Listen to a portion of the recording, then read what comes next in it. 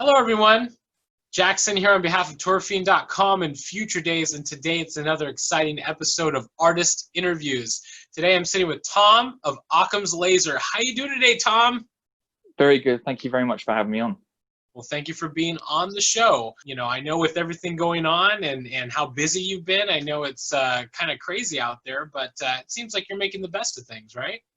Yeah, I mean, not much has really changed for me because I'm usually just stuck inside either making music or looking after my son. So it's very weird. I know that that's not been a situation for a lot of people, but yeah, just getting by. Well, that's good to hear. I mean, I know for you and a lot of other artists out there and some other people, they're saying, you know, their situations really haven't changed too much because a lot of them do work from home and stuff like that. But then there are a couple of people who, you know, like myself, you know, we still have to report into our jobs out there in the world, you know what I mean? Like going out there to deal with the public and stuff like that. It's kind of a funny catch-22 where people have to go out there to deal with the public who are like, I want to go home, and the people who are at home want to go out sometimes. But hey, you know, it all works out in the end. I mean, nobody seems to be 100% happy right now. And that's fair enough. I mean, it's going to take a while for the world to get back to normal, but at least nature is having a lovely time. You're exactly right. You're exactly right. I mean, it's beautiful skies out there, nice sunny days. Like the birds are chirping. Like, I mean, we see lizards here where we live, like a lot, like little lizards that go out, you know, and try to find food. You know, we have hummingbirds, you know, all kinds of like wildlife, even squirrels. I mean, they're just running rampant. Isn't there dolphins in Venice as well, which I think's kind of funny? I know, Like, right? bizarre. With less of the carbon footprint, then nature gets to kind of enjoy their little days in the sun here and there, which is Yeah. really great because I think we need that balance every once in a while. There's got to be some silver linings to all this. Oh, definitely, definitely. So today we're going to ask you a couple of questions and see where it goes from here. Are you ready to get into it? Sounds good. All right, here we go. What are three of your most memorable moments from your musical career? So I think like the highlight of everything so far has been, because I've only played one gig so far, and that was back in 2018 at Retro Future Fest, which was in London in the UK. And yeah, that was mad because, yeah, like I said, it's the only gig I've ever played with my actual music that I make now. And before that, I had about 3 months to get ready. So I bought a guitar and I started practicing, which was weird because I'm sure this is true of many music producers. They don't actually know how to play their own music, which is kind of weird. But you write it down once, you play it on a MIDI keyboard or whatever, and then you never have to think about it. So playing your music live and having to figure out how to play it in the first place was quite novel. And yeah, the event was just, it was massive. I didn't actually expect it to be quite so big. And I was just in like a little back room. There was one main stage at the front and there was a little tiny back room. And it got close to my set. And I think this is how you pronounce his name. I think it's Mathelvin was playing the main stage. And there was probably about 400 people, 500 people watching him. And my set was supposed to happen slightly after his, but I don't know what happened. And mine was on at the same time. So I wasn't really expecting much of a crowd or anything. And so I get up there with my guitar. There's about 5 inches between me and the ceiling because I'm 6'4", and there was a lot of lights. So it was very hot. And so I'm just stood there thinking, right, what's going to happen? And I press like go on the rest of my instruments that aren't the guitar. And it's all just sort of starting to play. And then halfway through the first song, like the entire room is just filled. And from that point on, it was mad. Like I've never experienced anything like that. So that's definitely the highlight, I'd say. And I'm sure for a lot of people who play live, that's definitely why they still make music. And yeah, so hopefully when all this sort of dies down, maybe I can actually get back and play another live gig like that. Because I know it's such a great experience. I'd say maybe the second point is it's having my first album on vinyl.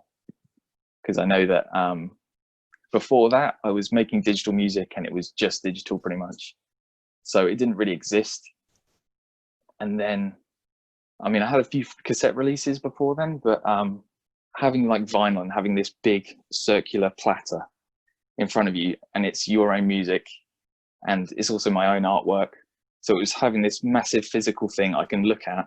In fact, it's up there.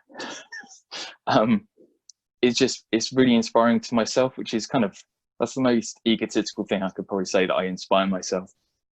But yeah, I think that was one of the points where I thought, right, I'm okay. I'm doing what I should be doing. This is the right path. I didn't mess up, and being a music producer is what I should be doing.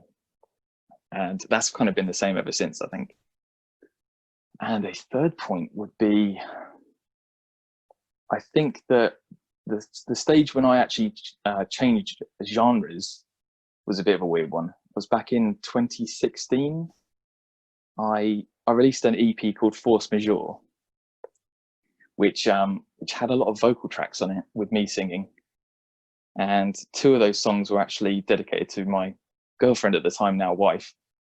And yeah, it was a very synth poppy sort of EP, and it was very soft and very 80s. And then the release after that was a couple months later, and it was a Cult 86, which is like my jump into Darksynth.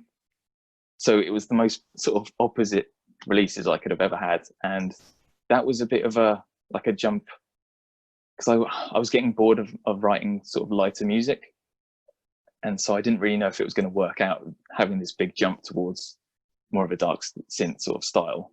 And it's been what I've been making ever since, really, because I just have so much fun making it. So yeah, I'd say those are my 3 big points in my career so far. And you know what? It did work out. It worked out really well, because I mean, look at where you are now. I mean, you're just mowing through them. You know what I mean? You got some really great releases out. Your music, I mean, it's really visceral. It's really raw. It's really just like in your face, like taking this journey down and down and down and down and down and down into that dark abyss. You know, it's got some really great elements. You know, and going back to like when you were playing your first show, I mean, I'm sure that was pretty amazing for you to be up there and just be like, you know what, hey, what I'm doing is really something that people are listening to and enjoying, and really just kind of taking in, and it's in turn fueling my passion to create more and more and more, because you do get to see those people kind of really appreciating that. And then also too, it's like, I understand, you know, having I mean, I don't understand having an album on vinyl, because I don't have one on vinyl, but maybe one day it would happen. Yeah. But, you know, I can understand, like, you inspiring yourself. When you look at that album on your wall, you can take a second and really just kind of look at it and go, you know, I did that. I did that. That's amazing. And that's going to inspire you to create more and more and more and more, because you did it. You did that. You created that physical thing. You know what I mean? That's sitting up there, right there. And it can be enjoyed for years and years and years and years to come. So I totally understand it. It's not superficial in any way. Okay. Yeah, well, it's funny you said about some of my music being visceral and raw. I was thinking about this the other day, that I don't know many people who don't get their music mixed or mastered. Like I've never had any of my music mixed or mastered, and I think that it's mostly because I'm a bit of a control freak, but I also think that I kind of like the messiness sometimes in my music, and so maybe it's more of an unpolished feel sometimes. Well, you know what? It's got really great sound. To me, when I listen to it, I go, this sounds really well mixed. This sounds really well mixed and really well mastered. You know what I mean? So by you telling me and everybody out there that it's not mixed and mastered, it's like, are you kidding me? This thing sounds great. But yeah, I totally understand. I mean, you know, yes, some people, you know, they get to be a little bit of a control freak, you know, because they want, you know, things a certain way. But I think it works out really well for you. I think it works out really well for your sound. It's also the same reason why I make my own artwork, because there's a part of me that just can't let go enough for someone else to create my vision, if that makes any sense. Well, and it does make sense, because, you know, you have your vision and nobody can get inside of your head. You know, I mean, you could sit there or like stand over the artist like all day, you know, designing something, and you kind of go, yeah, I don't know, maybe that, but until you actually do it, I mean, you won't know the point you're going to get across. You know what I mean? Plus, I'm always cheaper. This is the other option. There's always this element where I'm just like, but I could do it for free. Yeah, exactly. All my art from my stuff that I've released, all mine. Same thing for the stuff we release when we do Future Daze events, like all those flyers and stuff like that. That's all my artwork too. It's like I just like to do it. I like to be hands on. I mean, But it's a bit more of you, isn't it? So people can actually see you in that. Mm-hmm. It's an extension of you. What would you say is your favorite album / EP that you've released? So this one's it's a little bit deeper than I think some people realize, and it's quite blatant in some ways. If you kind of see where I'm going with it, it's going to have to be two. So I'm cheating slightly. It's New Blood and my recent release, New Blood 2.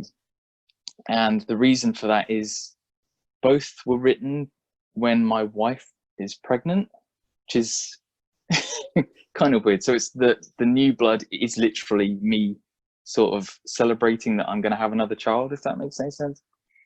So both times it's been like quite an intense time where I knew that something big was going to happen in my life. And I think that really helped me sort of with the creative process. And that's why I'm definitely proud of both those albums. Well, New Blood right there. You know what I mean? Get it? You guys get it out there? You understand? See, it's the New Blood. I have to have a pun somewhere. Yeah, passing the torch on.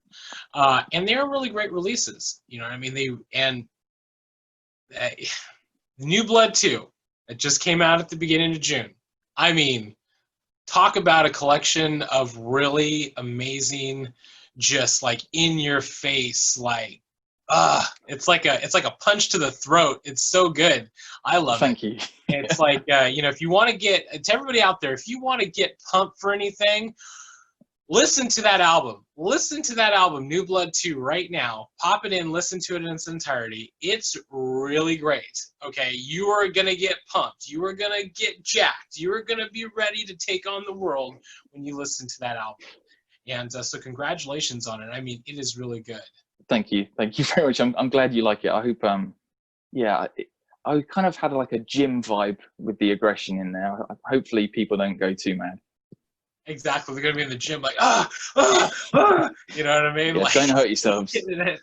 Getting it going. Really working out to like breakneck, you know what I mean? Like that track, I love that track. I know a lot of other people out there who have listened to it like that track too.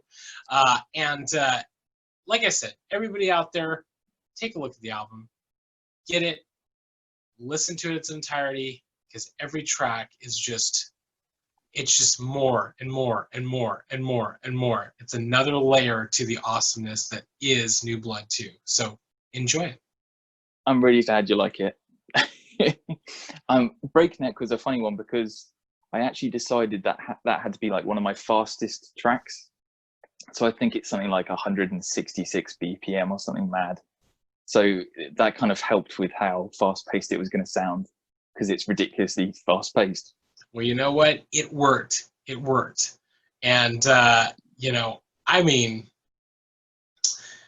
I'm probably gonna have to DJ this at a Nightwave event. I mean, because it would work so well. It would work so well. And to everybody out there, it's funny. Really quick, it's really funny that some people, they go, wow, even these fast songs, I don't know how they're gonna work. You know what? I was joking around with Ace Buchanan on an earlier episode that we did, and it was funny because I had played Buns of Steel at an earlier San Junipero event. And when I told him, I said, I'm going to play your track Buns of Steel at San Junipero, and then I'll send you a video of it. And I sent him the video of it, and he goes, I can't believe that anybody would dance to this fast of a BPM.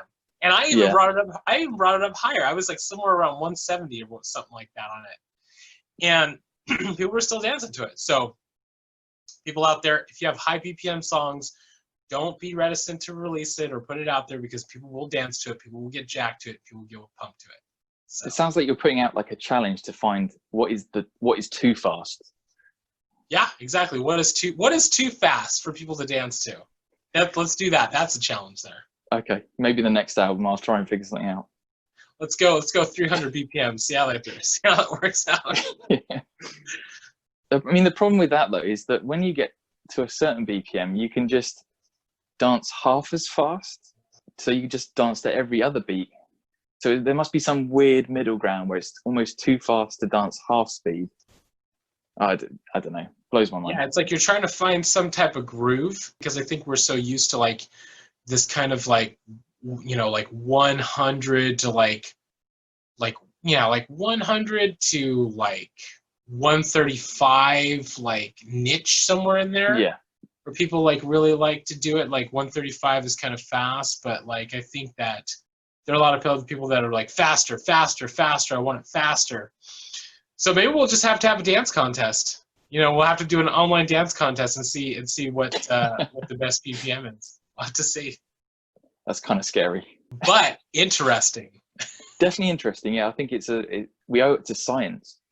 I think you're exactly right. What was the drive behind getting you into making music and performing live? This is a strange one. This is a weird story. So I'm sure hopefully it's a good story. Back in 2014, I think it was, I was working in a job where it was obvious that I'd have to stick it out there for at least 5 more years to even get promoted once. So I kind of just had enough. So I quit my job and I moved back home with my mum, which wasn't the easiest situation because she was living in pretty much like a 1-bed cottage, which meant I had to live in the shed, which was about 20 meters away from the house. So I had this really ghetto power cord like stretched across the entire garden and into this little shed. And every time it was thunder and lightning, I was just thinking that this is it. This is how I'm going to go out. I'm going to burn to death in a shed because I'm using this power cord. And it's in that shed where I wrote my first 3 albums, I think it was. And it gave me just enough time to figure out that music was actually going to be what I wanted to do. It was almost already my hobby since about 2007. I think I've been casually sort of making music. And I realized I didn't want to have a boss again. And I just wanted to focus on something that I could create and I could show the world and hopefully I could be good at. So I stuck at that and I practiced in this shed into the point where I could move out of the shed, which is kind of like the biggest incentive is no one wants to live in a shed with loads of spiders. And so I moved out in 2016, which is pretty much the point where my music was allowing me to survive pretty much. And never looked back since really. So, I mean, that's kind of creating music out of desperation in some way, but it was always that I had it in the back of my life as a hobby and I just got the chance to push it a bit further and just give it the shove it needed towards being, you know, an actual career. And yeah, it's been great fun since. So hopefully I've got a lot more music in the tank still. Well, that's great. I mean, if anybody wants any type of incentive to change their life, living in a shed will do it. I'll tell you right there.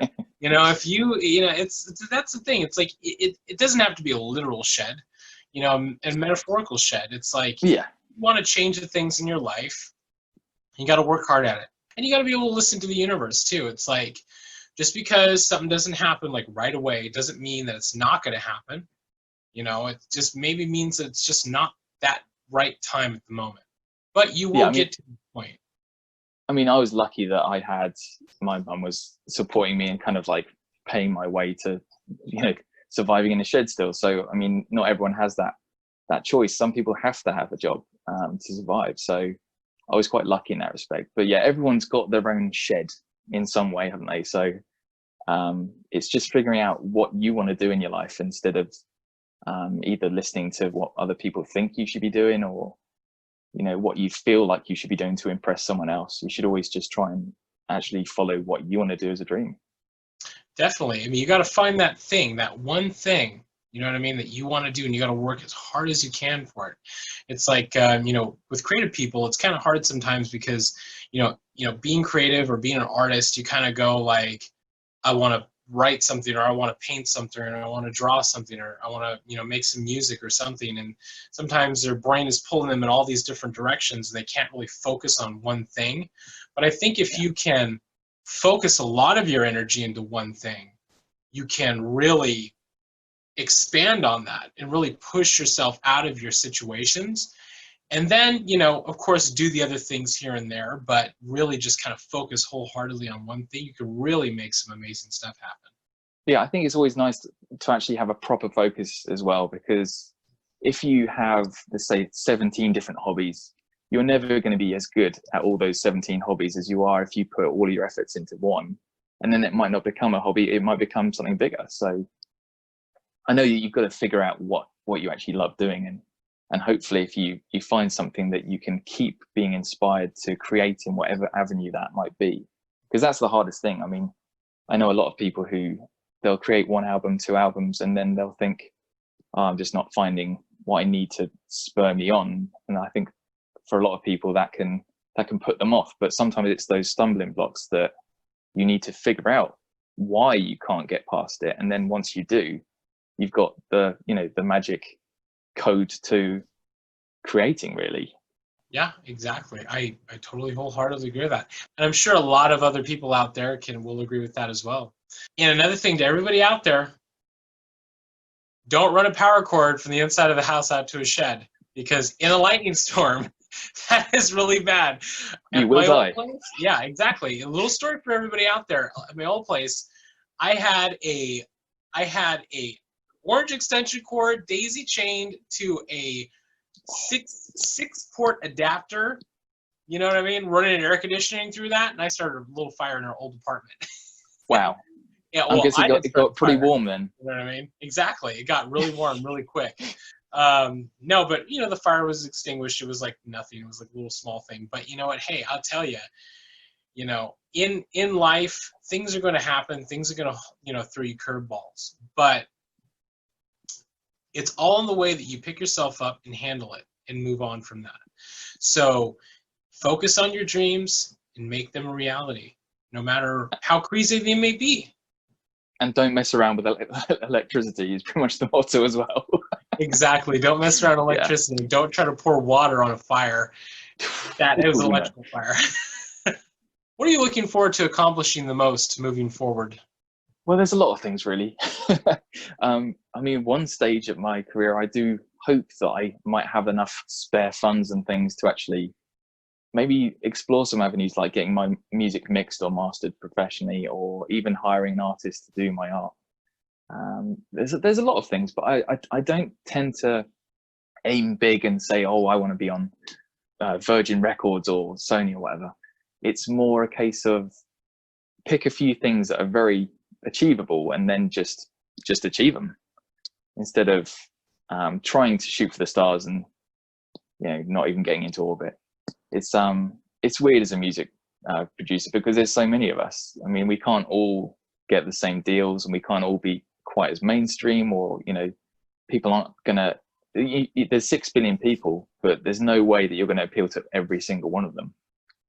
And yeah, I think just making music that I'm happy with and I'm proud of, and fingers crossed other people like it. I mean, that's kind of the guessing game of the music industry anyway, but I'm just lucky that I get to make music as much as I do, and that's why I produce so much as I do, because I know that I'm in a very lucky position. So yeah, I think that's what I'm looking forward to, just making more music. Exactly right. And you know what? Hey, yeah, you're right with the goals, the little goals. It's like, set yourself little goals here and there and knock those little goals out. You know, aim low.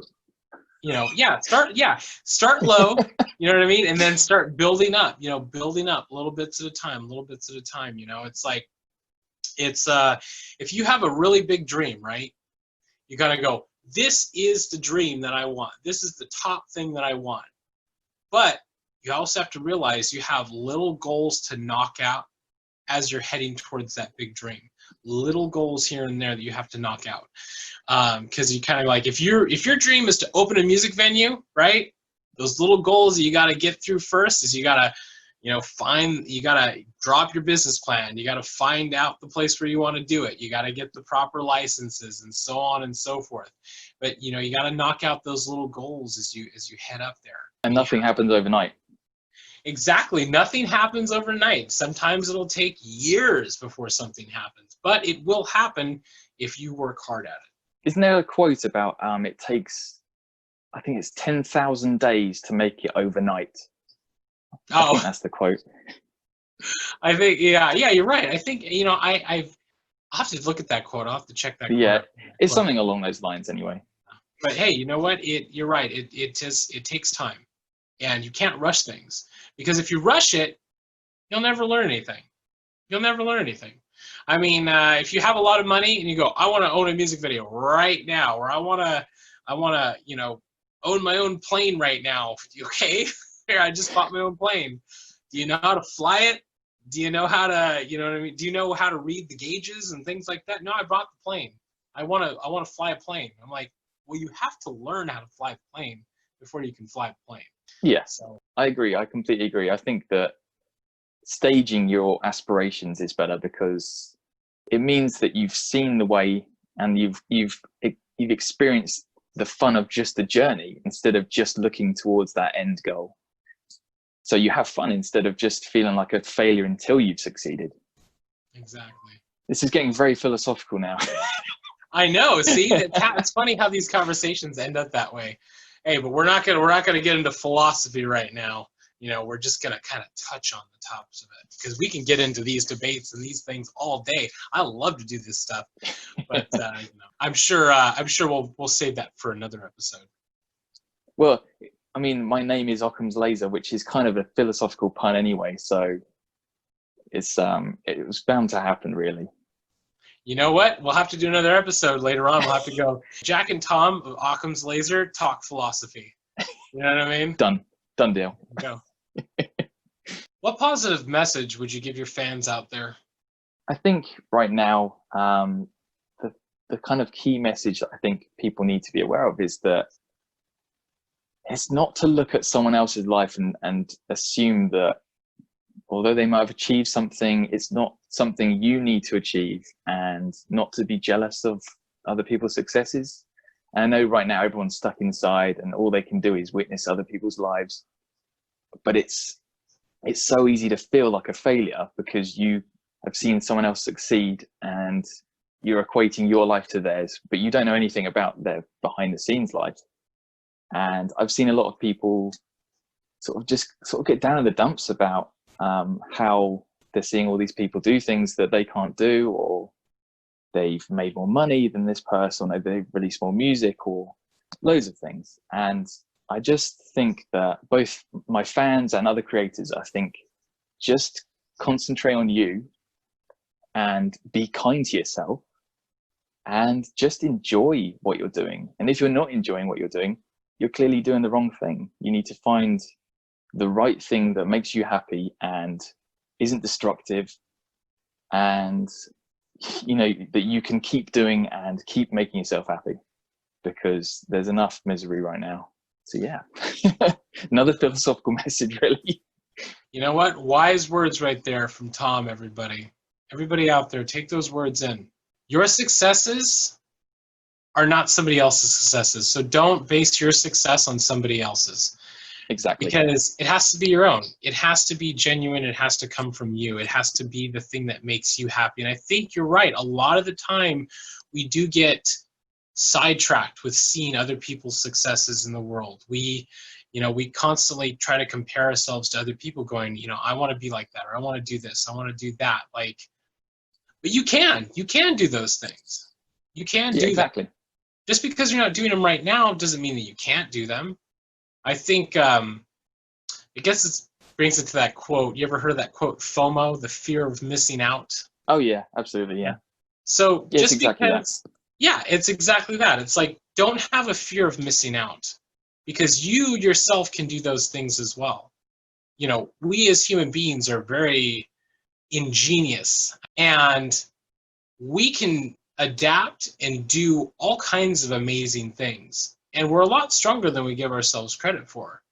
So I think that with what you were talking about. It's like, achieve whatever you can achieve, and make it on a personal level. Don't base it off of somebody else's achievements. Just find what's important to you and elaborate on it. I think the other thing is that a lot of things you might see, so if you see someone achieving something, you don't always see the hard work behind it, and you just assume that maybe it came easy or that it just happened overnight, which is what, like, the whole thing about it takes 10,000 days to make it overnight, that you need to know the entire journey of someone before you can really see how it happened, why it happened, and what they needed to do to get there. So for you to do that yourself, you need to also find that way instead of just finding the end result. Exactly right. I couldn't have said it better myself. Should be writing a book here.